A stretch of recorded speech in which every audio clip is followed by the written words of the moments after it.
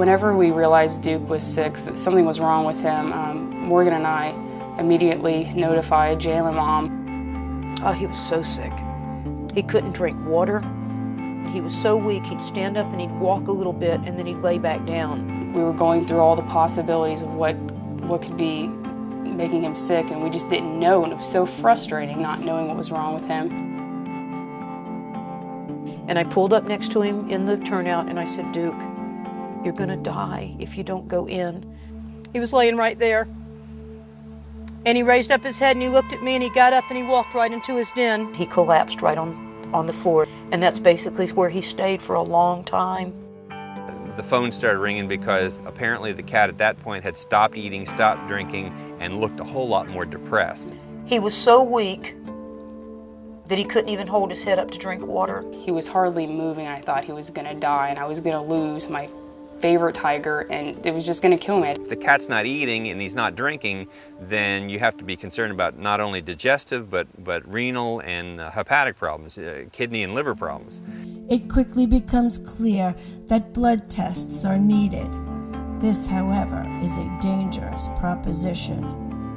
Unusual thing about doing that in exotics is typically you have to restrain them really, really well so that there's no danger, hazard to the people that are drawing the blood. That would be me. Even though he was weak, for an adult male tiger to lay there and let you stick them with a needle, there's a chance that pain can make them come up.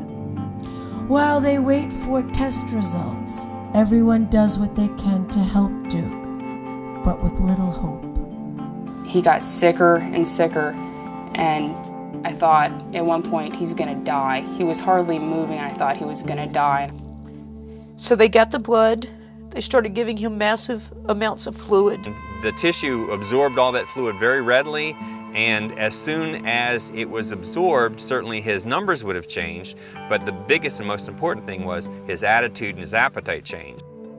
This is a turning point for Duke and everyone caring for him. He sat up and started trying to drink a little water. Since he had already used up all the fat in his system and he had used his muscle, that if I didn't get him to eat something within 48 hours, he was going to die.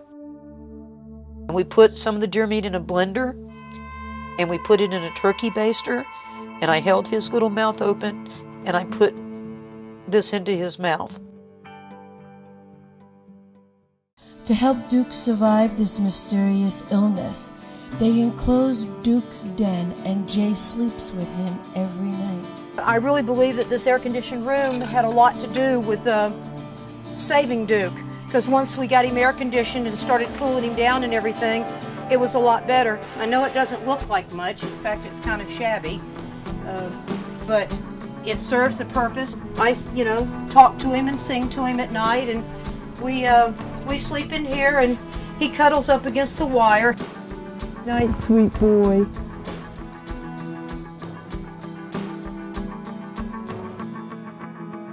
Duke grows stronger and stronger quickly.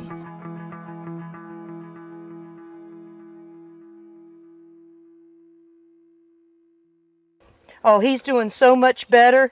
It's so good to see him eating and wanting all of his breakfast. He's up now to about 30 pounds a day, so we're feeding him a lot more than what he should be having so that he can maintain and get a little bit more than what he needs to eat, because we want him to gain all that weight back, because he lost about 300 pounds during this ordeal. I would rather him be a tiger and have to have a little bit of a fear of him again than to ever see him as sick as he was. To everyone's amazement, Duke is now strong enough to enter his turnout once again. I never ever thought that he'd be out here again. I didn't even think that he would be alive. To see him well and starting to be a tiger and walking around and smelling all the smells, I am so thankful about this. I just can't, I can't believe that he's back out here and that he's alive.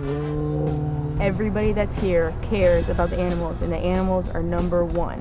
They're number one priority, nothing else. That's why we're here. Seeing them every day is like, it's a new adventure.